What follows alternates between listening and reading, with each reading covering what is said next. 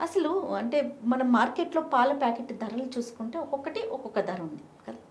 కానీ నందిని మిల్క్ వచ్చేసరికి ఇంత తక్కువ ప్రైస్‌కి ఇంత క్వాలిటీతో ఎలా తీసుకురాగలుగుతున్నారు? 2 సంవత్సరాల నుంచి రూపాయి పెంచకుండా అదే దాంట్లో అది. దట్ ఈస్ ది మా మా యూనియన్, మా మేనేజ్మెంటు, మా చైర్మన్ గారి ఇదంతా గొప్పతనం అనమాట. హ్మ్.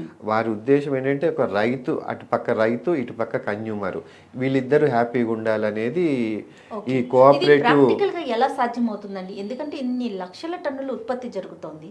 ప్రైస్ వచ్చేసరికి మిగతా చాలా ప్రొడక్ట్స్‌తో కంపేర్ చేసుకుంటే, చాలా కంపెనీస్‌తో కంపేర్ చేసుకుంటే నందిని మిల్క్ తక్కువగా కనిపిస్తుంది. అక్కడ ఉత్పత్తి ఎక్కువ అండి. ఆ! మనకి సప్లై డిమాండ్కి ఎప్పుడైతే మనకి ఉంటుందో తేడా, అది అక్కడ డిమాండ్ తక్కువ, సప్లై ఎక్కువ ఉంది. 1 crore లీటర్ పర్ డే ఉంది. అదంతా కూడా అక్కడ గవర్నమెంట్ సహకారం, రైతులకు సహకారము, ఈ మన ఈ కేఎంఎఫ్, కర్ణాటక మిల్క్ ఫెడరేషన్ కానీ, యూనియన్స్ కానీ రైతుని చాలా బాగా టేక్ కేర్ చేస్తారు. రైతుని ప్లస్ పశువులని ఎంతో బాగా.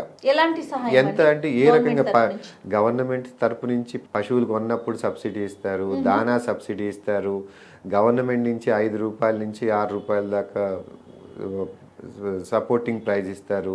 ఏంటి దానా మీద సబ్సిడీ, దానా మీద పశువుని కొంటుంటే కొంటూ సబ్సిడీ, ఇస్తారు, పాల మీద సబ్సిడీ, ఇన్ని రకాలుగా ఎన్నో రకాలుగా వాళ్ళు చేస్తారు. కాబట్టే అక్కడ 1 కోటి లీటర్ల పాలు వస్తున్నాయంటే అది మామూలు విషయంగా. అది కూడా ఎప్పుడైతే ఎక్కువ పాలు వృద్ధి అవుతుందో అక్కడ మీకు కల్తీ అన్ని కూడా అవాయిడ్ అవుతాయి. దీన్ని బట్టే కదా ఎంత సస్యశ్యామలంగా ఉంటుంది. మనకి కల్తీ అనేది అక్కడ ఏ మాత్రం, మన ఈ యూనియన్స్ అందరూ కూడా అండి ఎక్కడ కూడా ఎన్నో రకాల టెస్టులు చేస్తారు. ఎక్కడ కూడా ఒక కల్తీ పాలు డైరీలోకి వచ్చే అవకాశం ఉండదండి.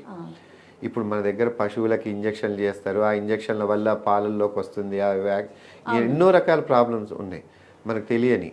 కానీ అక్కడ అవకాశం లేదు.